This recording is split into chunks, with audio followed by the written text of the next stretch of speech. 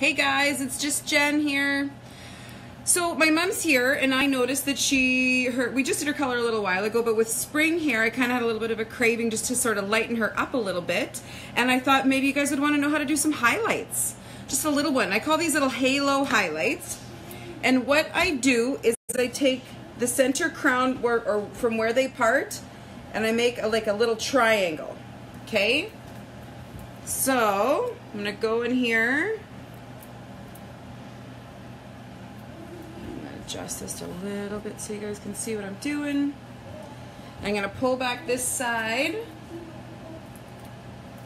Sorry, bad hygiene practices, but it's okay because it's mom. Okay. All right, so now if you can see the top, so we've kind of got it on an angle. I'm gonna continue my triangle as I go around. Your peak is always going to stay at the peak, and you're just going to draw lines like this throughout with highlights and little foils, and it's just going to help brighten your face up, because when those highlights come out, that's what sprinkles around your face. So you see how mine are really, really bright? That's what I did to my color too. I just took them out, took out this little triangle, and then you can get away with that really cool Rudy look that's like kind of that grown out ombre that's super cool. So, okay, here we go. A little bit of color on your brush there. I'm going to take out a little tiny section like this.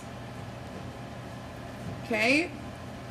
And now what I like to do is just take, you can almost see where her roots are. So we're just going to try to grab those ones that are previously highlighted. Maybe the odd new one. Pull them apart. Take your tin foil. Stick it under that highlight like that, squish it down, and touch up those roots. If you're going to use bleach, try not to overlap.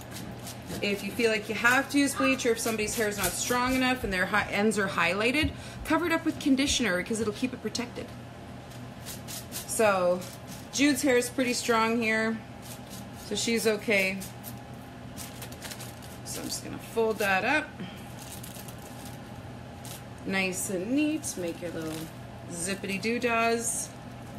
Clip it back. Next one. Do that. How's everybody's Saturday going? Very exciting. So it's pretty simple, but it makes a huge, huge difference in their hair.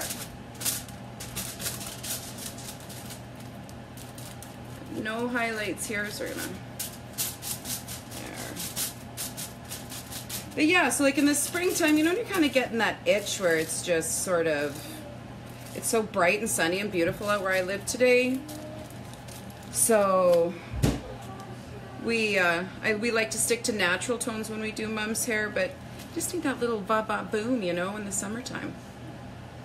So you're gonna, like I said, keep that peak at the top, and you're making, you know, your lines, drawing them within that triangle.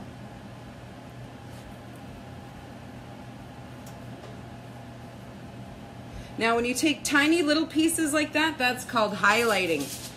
And then some of you want a bit of a heavier look and you want more of a balayage look.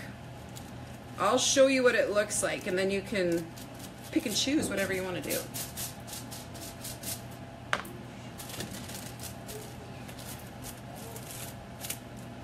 All right, so difference between a highlight, you saw I took those little pieces, and then, Mom, I'm just gonna get you to turn your head just a smidge.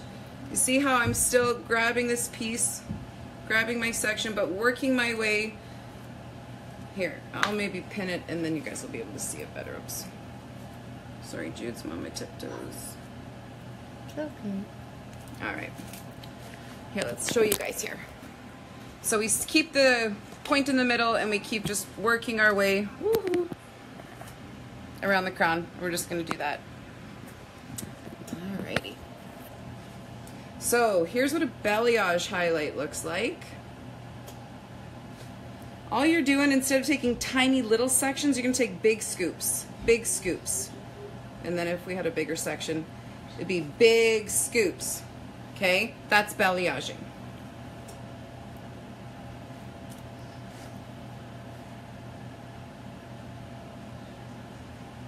There's another one.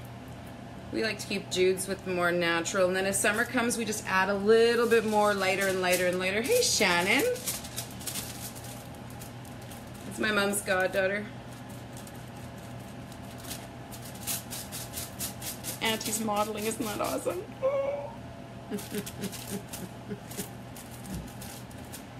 All right. Just gonna work my way around. You're not gonna put in too many because we're just doing just that little bit that's gonna highlight the face. And the longer the hair is, you know, you can put your point back to here because these strands are longer and they'll come down to the chin. So, and it just really creates a beautiful fade out. There we go. Is it bright and sunny where everybody else is there? Oh, Shannon says hi, Mom. Hi, Shannon. Hey, Marlene. There. Almost done. We're going to throw 2 more in. And then what I will do is when I am all done with her highlights, actually, I'm going to wait and show you what it all looks like when it's in there. And then I'm going to take a little break. We'll let her process and I'll come back and finish her up. Oh, hang on. I gotta grab an extra hair in there. Oh, that breeze feels nice.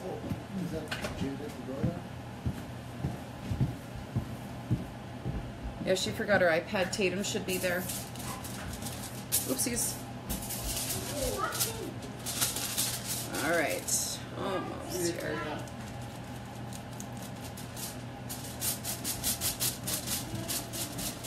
Now, you never, oh, one thing I really want to mention when you're doing highlights, you want to stay about like, I always want to say 1/16, but nobody ever knows what that means. This little space between my 2 fingernails, you want to stay that far away from your tin foil and your root because you need room for that product to expand, okay? So if you're just winging this at home, stay a little bit away from the root because if it bleeds, then all of a sudden you're gonna have all these weird stripes along your scalp. So you need a little bit of room for that color to swell in there, okay? A little tidbitty there, some little hairdresser info.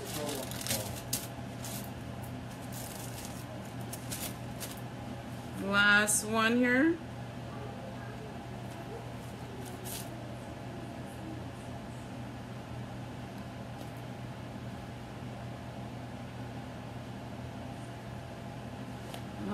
Okay. Oh, maybe I should teach you guys how to do that too. For those of you who really never colored before. So you have your little strip of hair or tin foil like this, and you have your color brush. I like my color brushes pointier because of my fine haired girls like my mom. You know, you really want to be able to dig in there, and some of my brushes are really fat and it just doesn't work. But you take your tin foil and you just want to, where are we here? Flip it, okay? And then you tuck it underneath the hair and you lay it over top, okay? So that's how we do that. So back to the last one here.